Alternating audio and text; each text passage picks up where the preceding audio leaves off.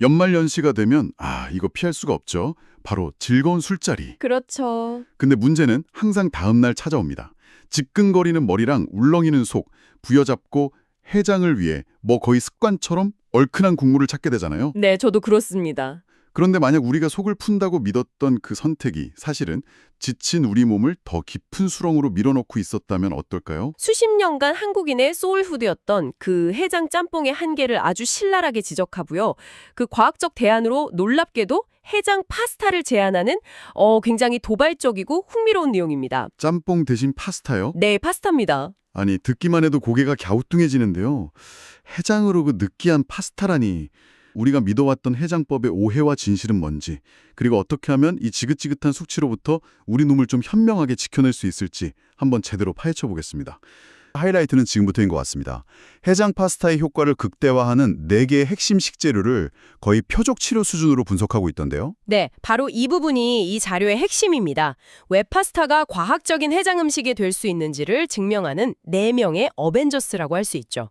첫 번째 영웅은 바로 토마토입니다. 토마토요? 토마토를 해장의 왕, 킹 오브 해장이라고까지 표현합니다. 잠깐만요. 토마토를 해장의 왕이라고요? 보통 그냥 비타민 많은 과일 주스 이 정도로 생각했는데 이게 알코올 분해 효소 스위치를 직접 켠다고요? 이건 완전히 다른 차원의 이야기인데요. 맞습니다. 토마토의 붉은색을 내는 라이코펜 성분이 앞서 말씀드린 1단계 효소 ADH와 2단계 효소 ALDH 모두의 활성을 눈에 띄게 증가시켜요. 그래서 혈중 알코올과 아세트알데하이드 농도를 매우 빠르게 낮추는 것으로 여러 연구에서 확인됐습니다. 와, 그냥 몸에 좋다 수준이 아니라 해독 시스템의 가속 페달을 직접 밟아주는 역할을 하는 거죠. 정말 놀랍네요. 그런데 여기서 끝이 아니죠? 정말 중요한 점이 있습니다. 이 라이코펜은 지용성이라 기름과 함께 가열할 때 체내 흡수율이 수십 배까지 폭발적으로 증가한다는 사실입니다. 기름이랑 열이요? 네, 즉 생토마토를 갈아 만든 주스를 마시는 것보다 올리브유에 뭉근하게 볶아서 만든 토마토 파스타 소스를 먹는 것이 해장 효과 면에서는 비교할 수 없을 정도로 뛰어나다는 과학적 결론이 나옵니다. 두 번째 재료는 조금 의외의 조합입니다. 서양의 아스파라거스랑 한국의 콩나물이 함께 등장하더군요. 이 둘을 먹는 공통 분모는 바로 아스파라긴산입니다. 숙취해소 음료에 항상 들어있는 그 성분이죠. 이 아스파라긴산은 알코올 분해로 고갈된 조효소, 즉 해독 공장의 배터리인 NAD+의 재생을 촉진하는 셔틀 역할을 합니다. 셔틀이요? 멈춰버린 2단계 해독 공장이 다시 돌아갈 수 있도록 계속해서 연료, 즉 NAD+를 실어다 주는 거죠. 그러니까 콩나물국 끓일 때 멋부린다고 꼬리를 다듬는 순간 핵심 무기를 버리는 거였군요. 저희 어머니께 당장 알려드려야겠습니다. 맞습니다. 이 아스파라긴산이 아스파라거스는 뾰족한 끝부분에 콩나물은 잔뿌리가 달린 꼬리 부분에 특히 많이 농축되어 있다고 합니다.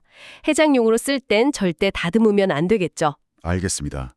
세 번째는 봉골레 파스타의 주재료인 조개네요. 이건 좀 익숙합니다. 조개가 간에 좋다는 얘기는 많이 들어봤으니까요. 네, 과학적 근거가 충분합니다. 조개의 풍부한 타우린 성분은 그야말로 팔방미인입니다. 간세포 자체를 보호하고 알코올로 인한 지방간 생성을 억제하고 심지어 독성 물질인 아세트알데하이드와 직접 결합해서 독성을 중화시키는 역할까지 합니다. 혼자서 다 하네요. 그야말로 간을 위한 종합 영양제인 셈이죠. 또 조개 국물의 그 시원한 감칠맛을 내는 호박산이라는 성분은 우리 몸의 에너지 대사를 직접적으로 촉진해서 피로 회복에 도움을 줍니다. 마지막 네 번째 재료는 강황입니다. 최근 숙취해소 제품의 핵심 성분으로 떠오르면서 아주 주목받고 있죠. 맞습니다. 알코올은 간의 미세한 염증 반응을 지속적으로 일으키는데요. 강황의 노란색 성분인 커큐민이 바로 이 염증으로 가는 신호 전달 경로를 원천적으로 차단해서 간을 보호하는 역할을 합니다. 그런데 여기서 핵심은 흡수율입니다. 흡수율이요? 커큐민은 입자가 매우 커서 그냥 먹으면 체내 흡수율이 1%에 불과합니다. 거의 대부분 몸 밖으로 배출된다는 뜻이죠. 하지만 후추에 들어있는 피페린 성분과 함께 섭취하면 이 피페린이 커큐민이 우리 몸에 들어오는 문을 활짝 열어주는 역할을 해서 흡수율이 무려 2000%까지 증가합니다. 잠깐만요. 2000%요? 네, 20배가 아니라 2000%요. 와, 그건 그냥 좀 나아지는 수준이 아니라 거의 다른 물질이 되는 거나 마찬가지네요. 바로 그겁니다. 그래서 자료는 강황을 넣은 크림이나 오일 파스타에 반드시 통후추를 넉넉하게 갈아 넣어 함께 섭취하는 것이 과학적으로 가장 효과적인 방법이라고 강조합니다. 알겠습니다. 토마토, 콩나물, 조개, 강황. 머릿속에 재료는 다 들어왔는데 이걸로 주방에서 뭘 어떻게 시작해야 할지 아직은 막막하거든요. 그래서 술 마시기 전이랑 후에 딱 정해주실 수 있나요? 뭘 먹어야 합니까? 네, 음주 전후에 따른 매우 구체적이고 전략적인 식단 먼저 음주 전입니다.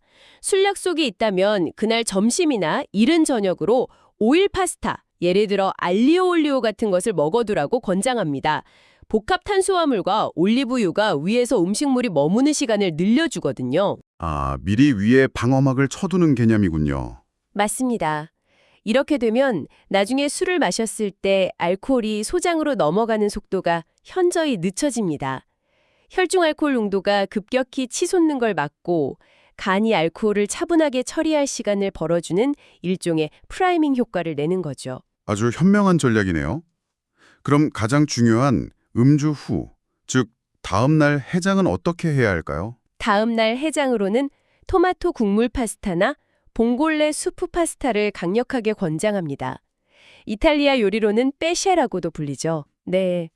짬뽕처럼 국물이 있어서 탈수 상태의 몸에 수분을 효과적으로 보충해주면서도 나트륨 부담은 훨씬 적습니다.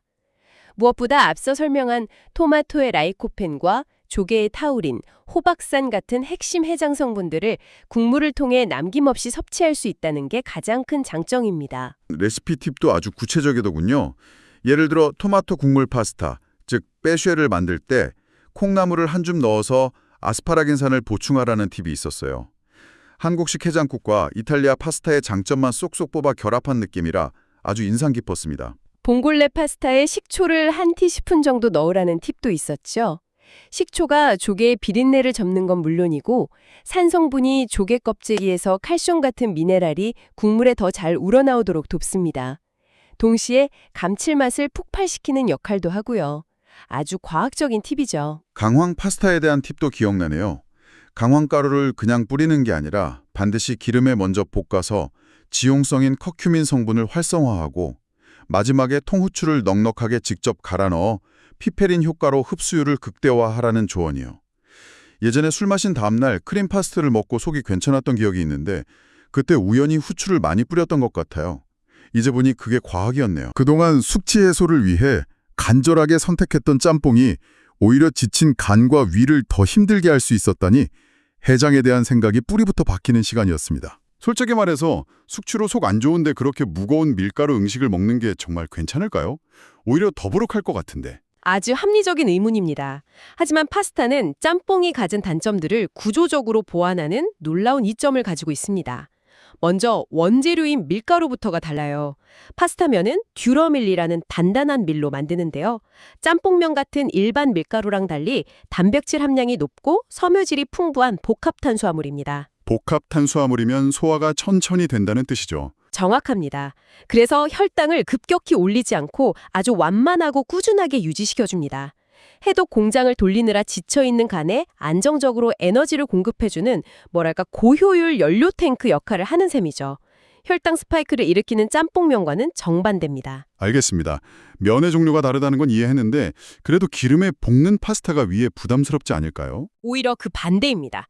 특히 알리올리오나 봉골레 같은 오일 파스타에 들어가는 올리브유는요. 위벽을 부드럽게 코팅해서 자극적인 위산으로부터 위를 보호하고 아직 위에 남아있는 알코올의 흡수 속도를 늦춰주는 완충작용을 합니다. 오일이 오히려 보호막 역할을 하는 거군요. 그렇죠. 게다가 나트륨 조절이 아주 쉽죠. 토마토 소스 파스타의 경우 나트륨 함량을 짬뽕의 5분의 1 수준인 600에서 800mg까지 낮출 수 있습니다. 심지어 토마토의 풍부한 칼륨은 체내 나트륨 배출을 돕기까지 하니까 그야말로 짬뽕의 완벽한 안티테제라고 할 수 있죠. 와, 단순히 면과 오일, 소스 차이만으로도 이렇게 다르군요. 그럼 가장 근본적인 질문부터 시작해야겠죠. 술, 그러니까 알코올이 우리 몸에 들어오면 정확히 어떤 일이 벌어지는 건가요? 다들 뭐 어렴풋이는 아는데 간이 얼마나 처절하게 싸우고 있는지는 잘 모르거든요. 그 처절한 싸움이라는 표현이 아주 정확합니다. 우리 몸에 들어온 알코올, 즉 에탄올은 90% 이상이 간에서 해독되는데요. 이 과정이 크게 두 단계로 나뉩니다. 네. 1단계에서는 알코올 탈수소 효소, 줄여서 ADH라는 효소가 알코올을 아세트알데하이드라는 물질로 바꿔요. 바로 이 아세트알데하이드. 이게 숙취의 진짜 주범, 빌런이라고 보시면 됩니다. 빌런이요. 그냥 좀 안 좋은 물질, 이 정도가 아닌가요? 아닙니다. 알코올 자체보다 독성이 최소 10배에서 최대 30배나 강한 1급 발암물질입니다. 세상에, 30배요? 네, 우리가 겪는 그 끔찍한 두통, 메스꺼움, 얼굴 터질 듯 붉어지는 거요. 그걸 직접적으로 유발하는 장본인이죠. 그리고 2단계에서는 알데하이드 탈수효소, 즉 ALDH라는 두 번째 효소가 등장해서요. 이 독성물질을 인체에 무해한 아세트산, 그러니까 식초 성분으로 최종 분해해서 소변으로 내보내는 겁니다. 그러니까 1단계에서 독을 만들고 2단계에서 그 독을 해독하는 거군요. 그런데 술을 많이 마시면 왜 이 시스템이 제대로 작동을 안 하는 거죠? 바로 여기서 결정적인 문제가 발생합니다. 이 두 효소가 작동하려면 반드시 필요한 일종의 에너지원 혹은 배터리 같은 조효소가 있거든요. 바로 NAD+라는 겁니다. NAD+요? 네. 그런데 과음을 하면 이 NAD+가 순식간에 그냥 고갈되어 버립니다. 배터리가 방전된 거죠. 그럼 2단계 해독 공장이 그대로 멈춰버리고요. 맹독성 물질인 아세트알데히드가 분해되지 못한 채 온몸을 떠다니면서 모든 장기를 공격하기 시작하는 겁니다. 와, 상상만 해도 끔찍하네요. 바로 그 순간 정말 많은 분들이 짬뽕을 찾습니다. 저도 그렇고요. 뜨겁고 얼큰한 국물 마시면 땀이 쭉 나면서 뭔가 독소가 빠져나가는 것 같고 속이 확 풀리는 느낌이 드니까요.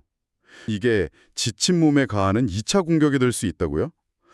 잠깐만요. 2차 공격이라니요. 이건 좀 받아들이기 힘든데요. 그렇죠. 수십 년간 한국 사람들이 숙취 있으면 얼큰한 짬뽕 국물부터 찾았잖아요. 그 시원하고 땀나는 느낌이 분명히 있는데 그게 다 착각이고 오히려 몸을 해친다고요. 이건 거의 배신에 가까운데요. 네. 그 시원한 느낌이 가짜 해장 효과에 불과하고 실제로는 세 가지 치명적인 문제를 일으킨다고 지적합니다. 첫째는 나트륨 과부하입니다. 나트륨이요? 짬뽕 한 그릇의 나트륨 함량이 평균 4,000mg에 달하는데요. WHO 1일 권장량이 2,000mg이니까 잠깐만요. 하루 권장량의 2배를 한 끼에 다 먹는다고요? 맞습니다. 아니 술 마신 다음 날은 목이 엄청 마르잖아요. 몸에 수분이 부족하다는 신호인데 거기에 그렇게 짠 국물을 들이붓는다고요? 바로 그게 역설입니다. 알코올의 이뇨작용으로 우리 몸은 이미 사막처럼 말라있는 탈수 상태예요. 그런데 고농도의 나트륨이 들어오면 삼투압 현상 때문에 우리 몸의 마지막 수분 보루인 세포 안에 있던 물까지 혈관으로 전부 빼앗아가 버립니다. 세상에. 결국 목이 말라 국물을 마셨는데 정작 몸속 세포들은 더 심한 갈증에 시달리게 되는 거죠. 전해질 불균형은 극도로 악화되고요. 와, 속이 풀리는 게 아니라 세포의 수분까지 쥐어짜고 있었다니. 그럼 두 번째 문제는 뭔가요? 두 번째는 위장점막 손상입니다. 알코올은 그 자체로 이미 위벽을 자극해서 미세한 염증이랑 손상을 입힌 상태거든요. 비유하자면 피부에 상처가 난 상태인데 그 위에 고춧가루에 캡사이신이 하는 자극 물질을 그냥 퍼붓는 것과 같아요. 캡사이신이 일시적으로 통증을 잊게 하는 엔돌핀을 분비시키긴 합니다. 바로 이 순간 속 풀린다고 착각하게 되는 거죠. 하지만 실제로는 위산 분비를 더욱 촉진해서 속쓰림과 위경련을 유발하고 위벽 손상을 가속화할 뿐입니다. 제가 땀 흘리면서 독소가 빠져나간다고 밀었던 그 느낌이 그냥 통증을 잠시 잊게 만드는 마취 효과 같은 거였군요. 마지막 세 번째는 뭔가요? 혈당 스파이크입니다. 정제된 흰 밀가루로 만든 짬뽕면은 소화가 굉장히 빨라서 혈당을 급격히 치솟게 만들어요. 그럼 우리 몸은 놀라서 인슐린을 대량 분비하고 혈당은 다시 곤두박질 치죠. 롤러코스터처럼요? 네, 이 혈당 롤러코스터는 음주 후의 극심한 피로감과 무기력증을 훨씬 더 심하게 만듭니다. 듣고 보니 정말 총체적 난국이네요. 나트륨 폭탄으로 탈수 가속화하고 상처난 위에 고춧가루 뿌리고 혈당 롤러코스터로 피로감까지 더한다니. 이제 우리 해장 문화도 뜨거운 국물로 땀을 빼는 시대에서 과학적 근거에 기반한 시대로 진화해야 한다는 것이죠. 토마토, 아스파라거스, 조개, 강황 같은 재료를 활용한 파스타는 단순한 별미가 아니라 연말연시 잦은 술자리로부터 우리 몸을 지키는 효과적인 회복 솔루션이 될 수 있다는 겁니다. 어쩌면 당연하게 여겼던 이 해장법처럼 우리가 건강에 대해 막연히 좋다고 믿어왔던 다른 습관들도 한 번쯤 과학적인 시선으로 다시 들여다볼 필요가 있지 않을까요? 나의 위와 간을 정말 위하는 길이 무엇인지 말이죠. 생각해볼 만한 문제인 것 같습니다. 구독, 좋아요, 알림으로 새로운 건강 정보를 만나보세요.